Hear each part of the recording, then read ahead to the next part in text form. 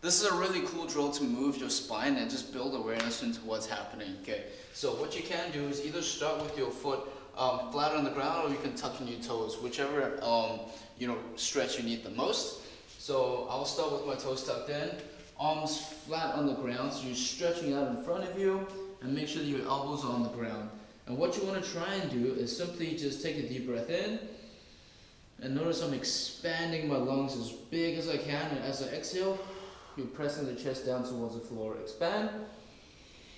So I'm opening up the chest forward and back, side to side, up and down. So you want to try, it's called 360-degree expansion. You want to open up all the angles of your chest and your rib cage.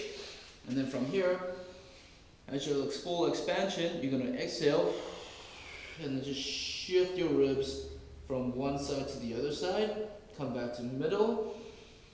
Breathe, expand, exhale. Shift to the other side. So it's only like one section of your vertebra is getting pulled to the side and the rest of your body's following. So you're not physically moving the whole body, you're only moving the rib. And the goal is to be able to almost individually like move one vertebra at a time and be able to pull each one in each direction and then do the opposite side as well. So we want to try and get as much control of the ribs as we can. So you can just start side to side and then feel how your spine is bending. If you feel like your whole body is moving, that's something you want to notice, and then try and just separate each one as we push through. So my hips are moving with it, my upper body is moving, and then just keep playing around, and you can now start rotating. You can start with a half moon, so you're arcing it, you're shifting the weight over the elbows, and coming back. Same thing on the opposite side, you can come through, round, and this is where you just play. So notice I can draw a figure 8 with my body as well.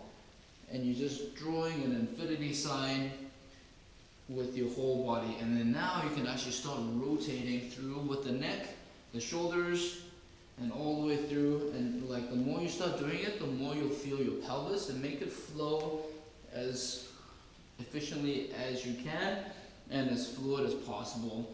So just play around with all these angles and see how your body feels. You can elevate, shift the weight too. It's like you're dancing with yourself on the ground. And you're just feeling all the parts of your spine and then breathing into the spots that feel stuck.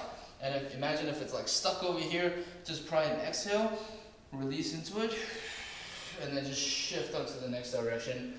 And it should start loosening up the more rounds you start doing it, okay?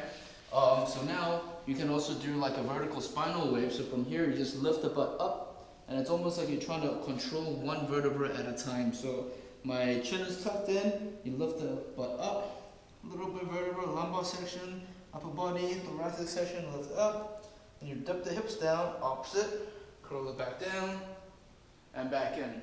Tuck in the chin, push away from the ground, upper back, to middle back, to lower back, to hips, drop the hips down, lower back, middle back, upper back, and neck. So you just move through all of these motions and just play around like you're a worm, and then move it back down, up, rotate, chin down, and in. So those are just some variations you can definitely play around with. Start very, very slow and just feel your body as we go.